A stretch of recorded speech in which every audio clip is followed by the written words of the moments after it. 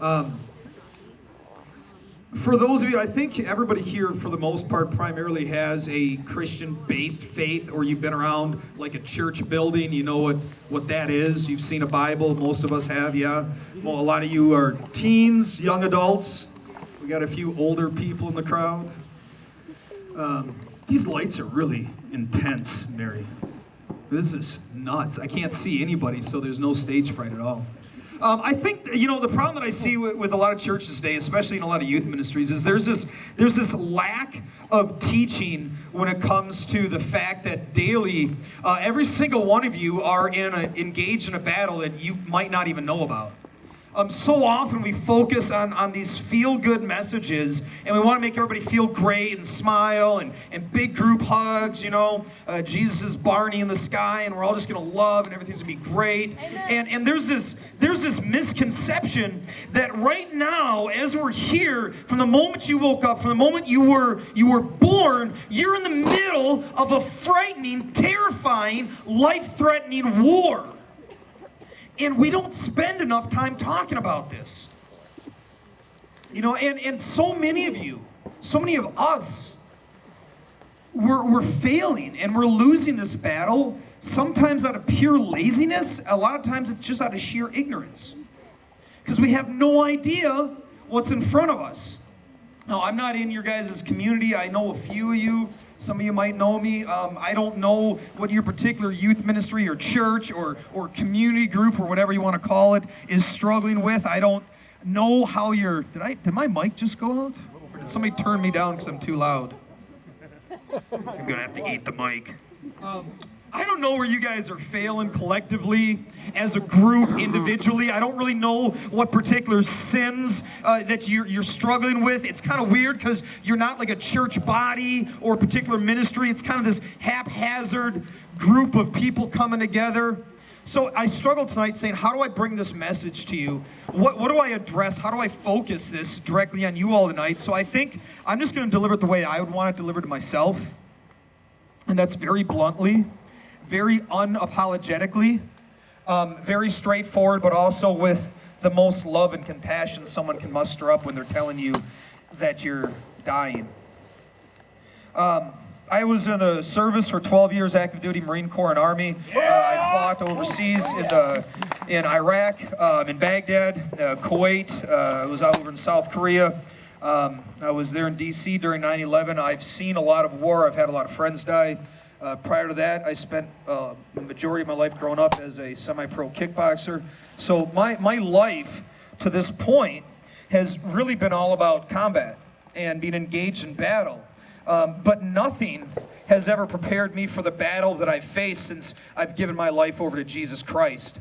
And as we're talking kind of about the physical battles we have, there's this amazing story that I learned when I was with the 3rd Infantry Division down in Fort Stewart, Georgia. Before I deployed over to Iraq, I was with the Cavalry Division.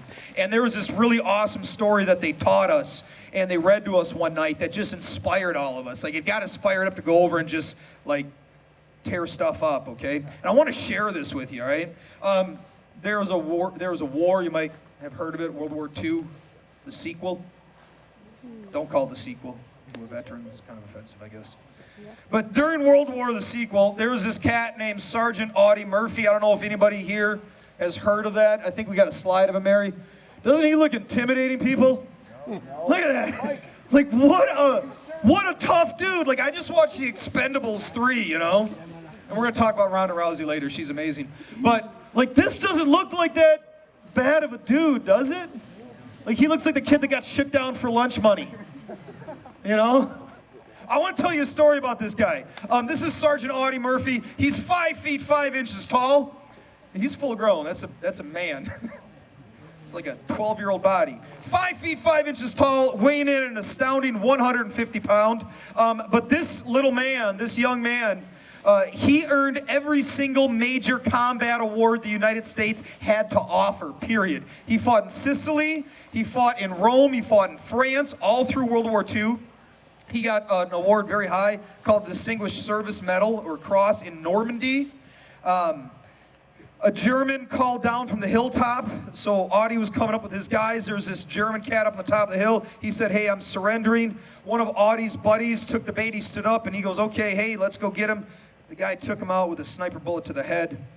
Audie Murphy got ticked off. He jumped up, it said. He shot the sniper dead, ran up the hill, grabbed the machine gun's nest, wiped out 6 more guys, all while being shot at. He started emptying his pockets, throwing grenades. He picked up another bazooka. He charged over another hillside all alone, killing 10 more men from the hip.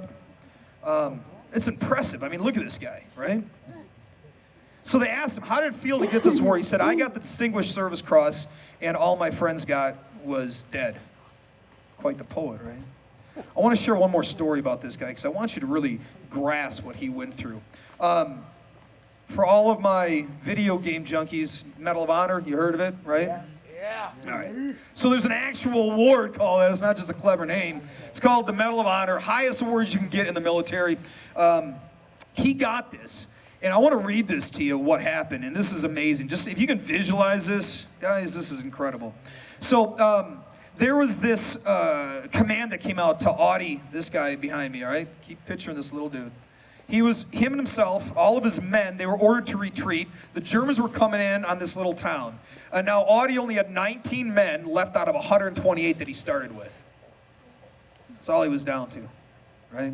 This is nuts. So he tells them to start going. He stays behind, and he starts shooting all the Germans as they emerge from the woods to cross the clearing. He shot until he had no more ammo left, and his gun was too hot to hold. He then climbed onto a tank that was on fire, and he used the machine gun on top of a tank that's being on fire to start shooting all the Germans out of the tree line all by himself. They started having mortars blowing up on the ground all around him, so people were firing at him. He's getting exploded all around him. He continues to assault this enemy for 1 hour alone from a burning tank. This is incredible, right? So eventually he gets to a radio on this tank, and he calls in an airstrike. Now, an airstrike is when the planes come in and they shoot bombs wherever you need it to be. He calls in an airstrike, and he calls it in, and he's calling in closer and closer and closer, taking out all the people. He eventually calls a strike where he's sitting. And the guy on the other end of the line says, Sergeant, that's right on top of you. How close are they? And he, being the sarcastic guy he is, he says, hold on, I'll give him the phone and let him talk to you and tell you. So the bomb drops, he jumps off, he runs into the woods, and he wipes the rest of them out. He killed all by himself over 70 men. Now, I'm not here to glorify violence.